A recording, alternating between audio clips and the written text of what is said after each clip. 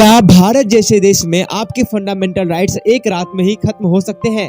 क्या एक आम नागरिक का जीने का हक सिर्फ एक गवर्नमेंट के डिसीजन पे डिपेंड करता है? ये कहानी है 1975 के इमरजेंसी के दौरान का एक ऐसा केस जो आज भी इंडियन जुडिशियरी के इतिहास में एक कंट्रोवर्शियल डिसीजन के रूप में याद किया जाता है।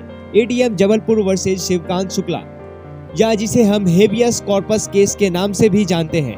1975 में प्राइम मिनिस्टर इंदिरा गांधी ने देश में इमरजेंसी डिक्लेयर कर दी थी। इस इमरजेंसी के दौरान सिटीजन्स के फंडामेंटल राइट्स जैसे फ्रीडम ऑफ स्पीच और पर्सनल लिबर्टी को सस्पेंड कर दिया गया था। पुलिस को बिना वजह लोगों को अरेस्ट करने की आजादी मिल गई थी और उन्हें लीगल एक्शन लेने का भी कोई हक नहीं दिया गया। एक आदमी शिवकांत शुक्ला और उन जैसे कई लोग इस आर्बिट्ररी डिटेंशन के खिलाफ सुप्रीम कोर्ट गए।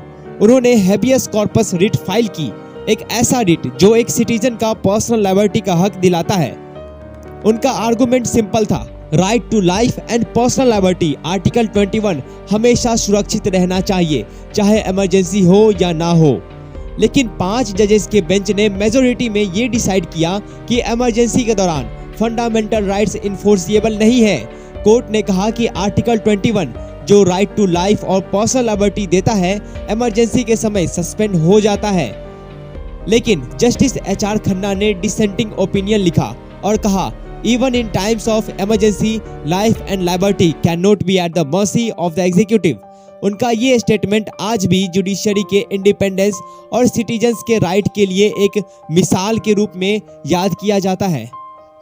एडीएम जबलपुर केस को एक कंट्रोवर्शियल डिसीजन माना गया क्योंकि इसने जुडिशरी के रोल और एग्जीक्यूटिव के पावर का बैलेंस को डिसरप्ट किया।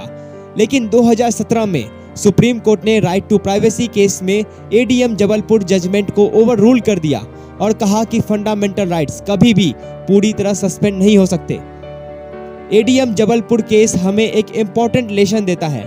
जुडिशरी का काम सिर्फ गवर्नमेंट के डिसीजन को सपोर्ट करना नहीं है, बल्कि सिटीजन्स के राइट्स को प्रोटेक्ट करना भी है।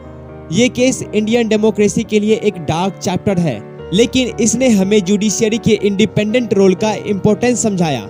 आज हमारे फंडामेंटल राइट्स सुरक्षित है, लेकिन इस केस ने ये याद दिलाया कि उन्हें प्रोटेक्ट करना जुडिशरी और सिटीजन दोनों की जिम्मेदारी है। जय हिंद।